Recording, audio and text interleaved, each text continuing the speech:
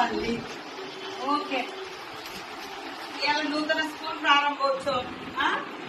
Okay, English మీకు తెలుగా ఏం చెప్తారు సార్? ఏబిసిడి చెప్తాడా? ఏ